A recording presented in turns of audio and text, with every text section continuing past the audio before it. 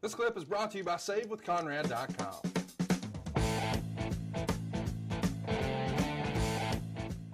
Meltzer would write, for whatever it's worth, an explanation going around is that SmackDown having so much success, the pressure is on Raw writers to come up with an edgy show.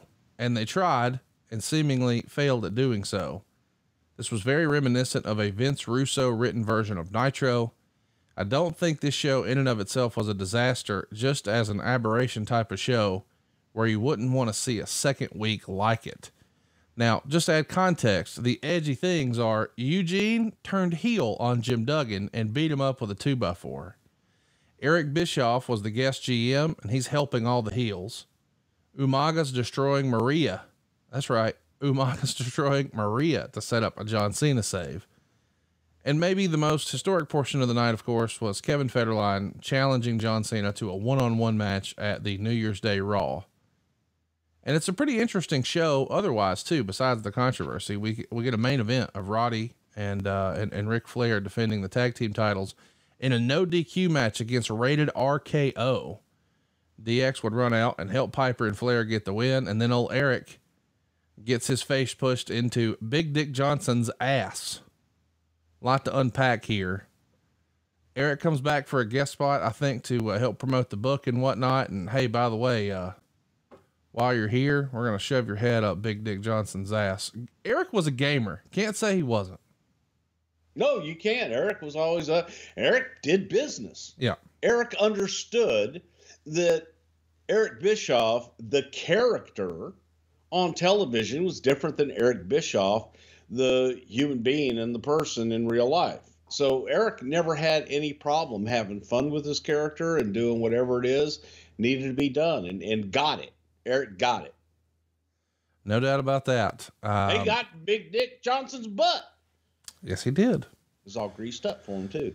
SmackDown is taped right after, as the European tour is set to begin right after this. And it's announced here that Batista will be taking on King Booker for the world title at Survivor Series. And on the show, Booker would defeat Lashley with help from Sharmell.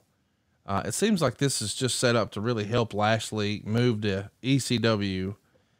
Kennedy is going to do a pretty heavy angle where the Undertaker, where he leaves him laying and bloodies him up. This is a big deal, you know, in hindsight, the Kennedy thing feels more like an experiment. It wasn't really sustained, for whatever reason, but man, Vince has to feel a certain type of way about a guy to let him leave the Undertaker laying and bloodied, right? I think everybody was looking for something special out of Ken, including the Undertaker. And in order to do that, you needed to make some investment and try some things. So there was confidence there on our end that we really wanted to see Kennedy blossom. What better way to blossom, and what better way for the general population and general audience than to get into a program with the Undertaker?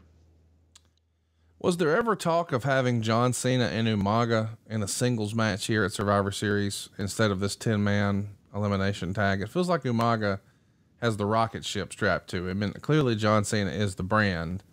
Do you know if that was ever seriously considered as a big time main event, or was it always, just because it was Survivor Series, going to be a big elimination tag? It was more because it was Survivor Series to do the traditional elimination tag team match, and Cena and Umaga was going to be going to singles.